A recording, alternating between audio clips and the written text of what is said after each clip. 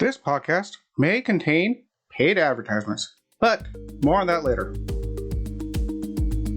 Welcome to the O'Connor Bootstrap Podcast, your go-to resource for unraveling the intricacies of business and leadership, honing in on the essence of bootstrapping a business from scratch. Whether you're a seasoned entrepreneur, a dedicated bootstrapper, or a leader navigating life's various challenges, this podcast is crafted just for you. I'm Isaiah O'Connor, your friendly neighborhood entrepreneur, and my mission is to guide you towards personal and professional growth. Let's embark on this journey together.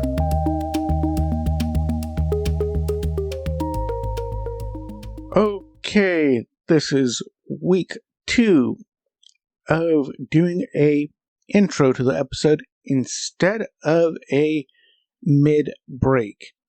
This is due to this episode running super long, so I decided to break it up into 3 shorter segments. Because I'm cutting it up, I don't want to cut it up too much to add in breaks.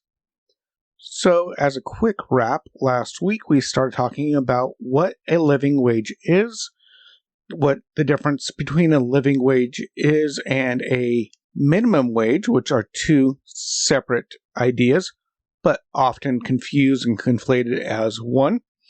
And I talked about some of the myths surrounding what a living wage is, who it affects, and how effective it is.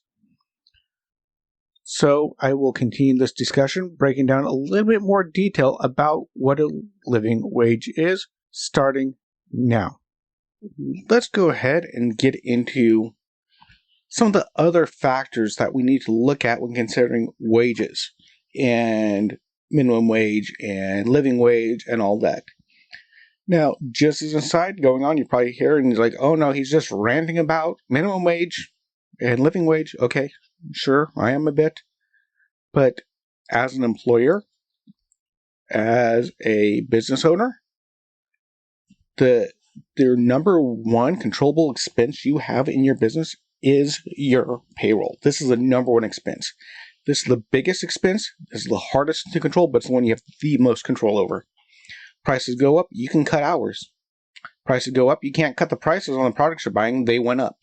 You have no control over that. So this is very important to business.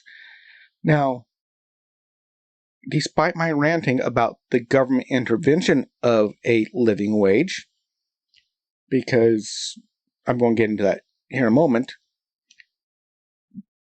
there is something to be said for competitive wages, to pay your employees well, to take wonderful care of your employees. I can't talk today. So the overall idea is this: if you take good care of your people and you pay them really, really well, from the lowest dishwashing job all the way up to the CEO, CFO, whatever. If you pay your employees well, you treat them well, you manage them well, you take good care of them, they take good of your customers, and you will succeed no matter what. So again, I'm not saying that you should not pay people a good starting wage, basic wage.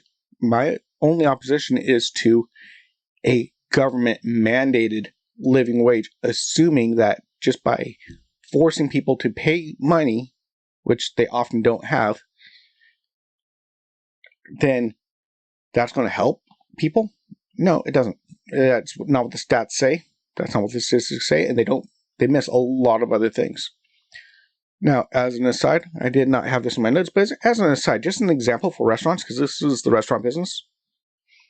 When I was working at Pizza Hut 13, 14 years ago, whatever it was at this point in time, I was talking to the assistant manager, and he told me that the owner of the Pizza Hut only made his net profit, his net income from owning a Pizza Hut restaurant in a tourist town at the end of the year, after all the expenses, paying all the employees, everything. He only made on average $10,000 a year. So the owner of the restaurant made less than minimum wage owning the restaurant, because the cost of running a restaurant is so incredibly high. I will be having a restaurant rant talking about restaurants, the positives, negatives, running a restaurant, owning a restaurant, working in a restaurant, all that. I know the restaurant industry a little bit better than I wish to. But long story short, $10,000 a year. Now, the owner was doing well off because he owned like 15 or 20 Pizza Huts. So after 20 Pizza Huts making $10,000 a year each, he was making $200,000 a year. He was making good money, but not from any one restaurant. And he basically, if it's the same guy, he basically, with that $5, with that huge wage jump, that took all his income out of his pocket. That all but probably bankrupted him. So he had to cut costs. He had to raise prices. He had to do everything he could just to skate by, because restaurants have paper-thin margins. It's one of the worst industries for margins, especially in fast food. You got very low margins. It's not fancy dining where you have high margins. No. So here's some things that are overlooked in looking at what a living wage includes and how it should be calculated, and if minimum wage accounts for that. And the order here, I had some idea of an order, but I think could have done the order better, but it's a lot, so let's just jump into it. First thing I'll look at is the total compensation of the person in the minimum wage job. Because you see, the wage, the hourly pay, is only a fraction of the total compensation package employers give to their employees. This rate should consider in things like vacation pay, health insurance, retirement plans, tips. Tips are also should be considered in that. My mom worked a minimum wage job doing a server, and she only worked banquets. And when she worked banquets, she would work like 2-3 hours a night, maybe 4 hours a night on a really long night. And she was on call. She would come up, she would work a banquet, and go home. Her wage was like $7-8 an hour, something like that. Not much. But she averaged $400 a night in tips. So, minimum wage worker making well above minimum wage. That's another thing I didn't think of earlier. You can have minimum wage employees that are way above the poverty line because they are paid minimum wage because they are compensated by tips. That's another discussion. Europeans don't understand the tipping culture. I think the tipping culture has gone a little crazy in the US from what I've seen. But that's for another podcast. But point being is, the total compensation needs to be addressed when looking at wages, because it's not just the hourly rate. If you get hourly plus a really good health insurance that costs you very little out of pocket, well, that's wages. That helps. That helps you live. You don't have to pay for insurance now. You have retirement plan set up? Cool, you don't have to pay in extra to the retirement. I mean, you should, but you can. Having paid time off, that's amazing. That's also included. A lot of time. And also, there's variability across industries. Some jobs include a lot of benefits, and some have less benefits, and it just depends. Another thing people don't look at is the whole idea of career progression. When people go, oh, look at all the minimum wage employees. Well, yeah, they're minimum wage for now. Like I mentioned, that kid, single mom, working at McDonald's. She started at, flipping burgers. And she quickly progressed to a shift leader, which paid more money. I do believe on average it's about a year or so before you get a raise. And some companies have standard cost of living raises every year or two. So that's something else. You don't stay at minimum wage. It's usually an entry-level perspective. Okay?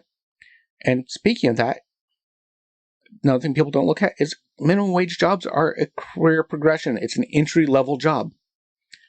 You come on in, but then you can advance up. You can learn skills. You can learn things like management, like cash handling, like, customer service skills. All these other skills that can lead to higher paying jobs within your company or elsewhere.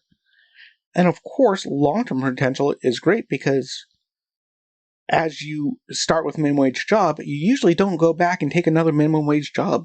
Matter as long as I can remember. Since I was 18, I've never worked minimum wage. 18 years old. Even though I had jobs that would be considered a minimum wage job, i.e. working at a gas station, I was paid more because of my experience. And because of my experience, I was able to get a higher paid position within the company. Because of my experience, because of my customer service skills that I learned working minimum wage, I was able to apply to even another typical minimum wage job at a gas station and make more than the minimum wage by about $3 an hour, if I remember correctly. So, yeah, minimum wage is just a step. Another thing that is not considered is the local cost of living. The problem with a uniform minimum wage, trying to make a uniform cost of living or a living wage, makes absolutely no sense. For example, San Francisco, one of the most expensive places in the world to live. Well, maybe not in the world, in the US for sure. Super, super expensive, super, super high cost of living. You need a higher wage to survive in San Francisco than you do in, say, Placerville, also in California. Small town, lower cost of living. Big town, higher cost of living. Trying to set the same cost of living across an entire state or an entire nation can destroy more jobs and more opportunity than it does help, because, for example, I have friends from years ago, they were buying a house and their house payment was $300 a month. And they're buying that house for like $20,000 or something like that, dirt cheap. Whereas where I lived, you can start even looking at a house for less than $100,000. Those numbers might be off. This is 20 some odd years ago, but you get the idea. In some locations, you can buy a house and live on a fraction of the cost as other ones, and trying to make a super high minimum wage to help with the cost of living to make a living wage makes no sense whatsoever, because of the differences in the cost of living city to city, state to state. Doesn't make sense. Also, employment. Well, as I mentioned very good, when you raise minimum wage, when you try to fix the problem, employers have to cut jobs, cut hours, increase automation. McDonald's, now you can go in and order all your food without ever talking to a person. Some industries with super tight margins, like I said, restaurants, are very vulnerable to the higher cost.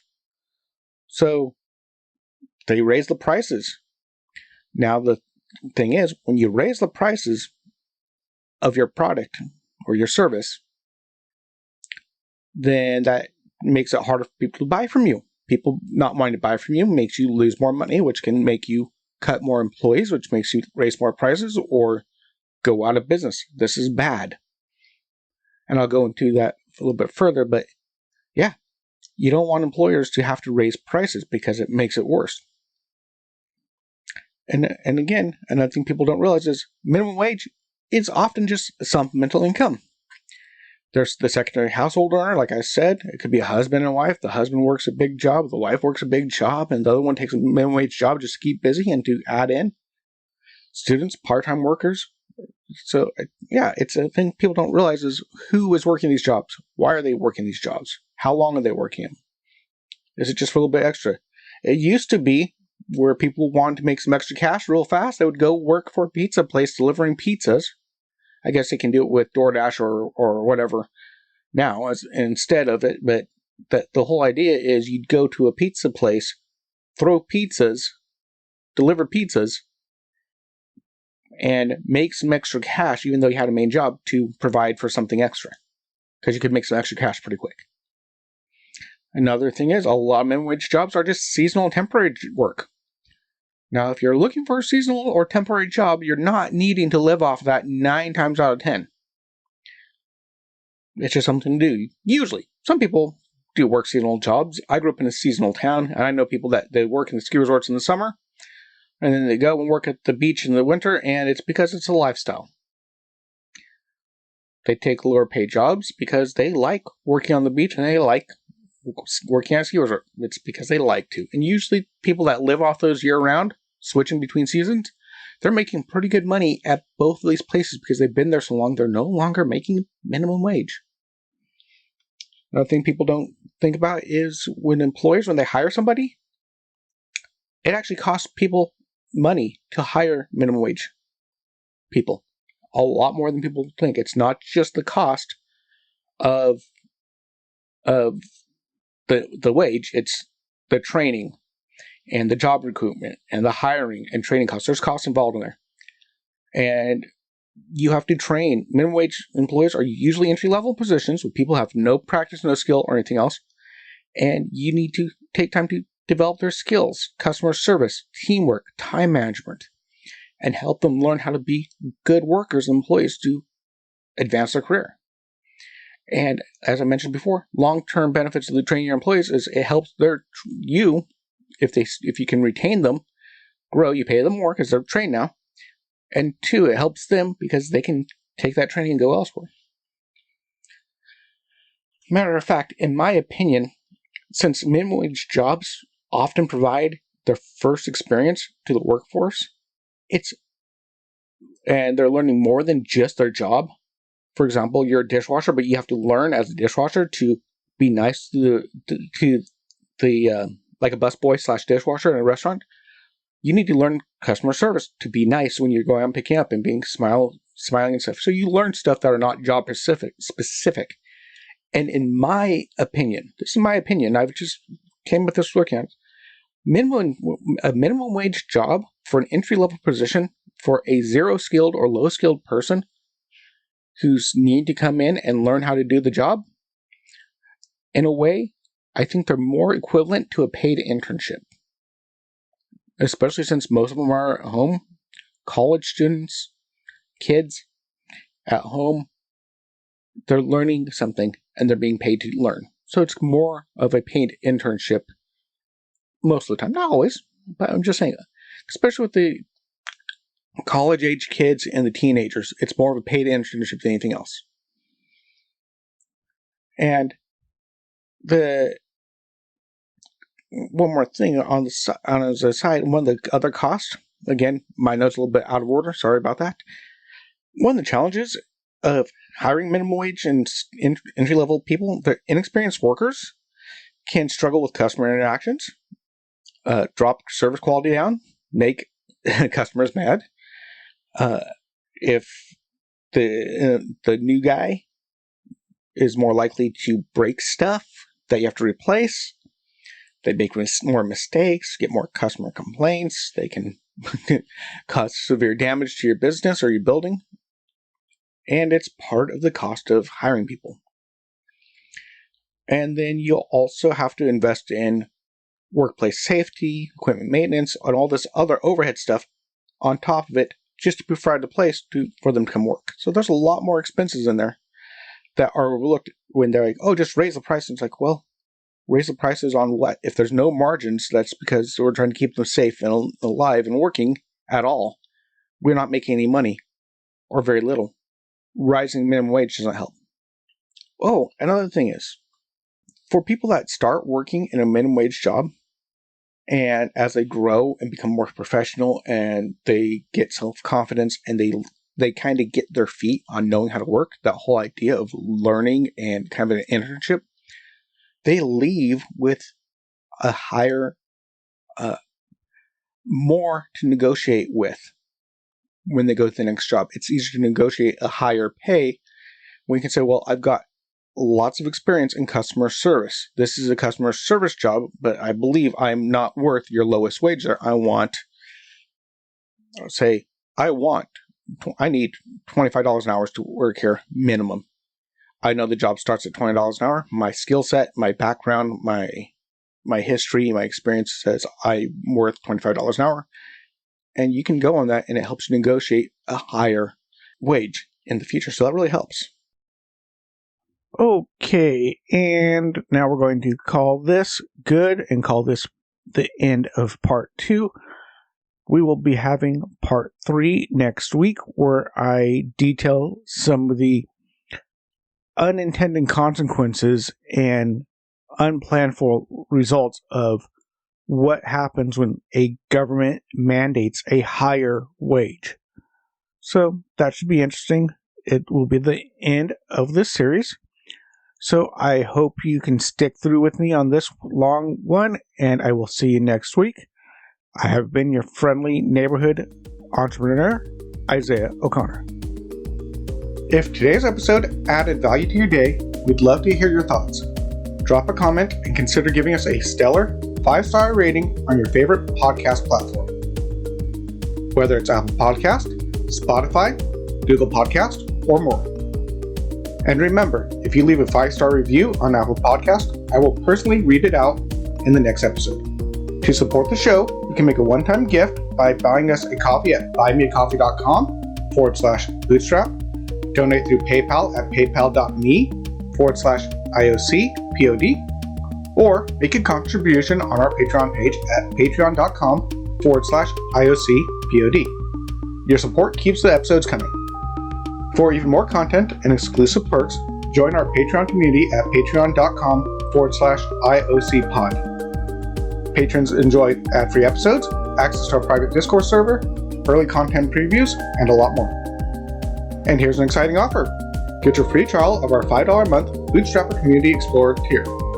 This exclusive tier grants you ad-free content, Discord server access, and early content previews. Join us and be part of the inner circle.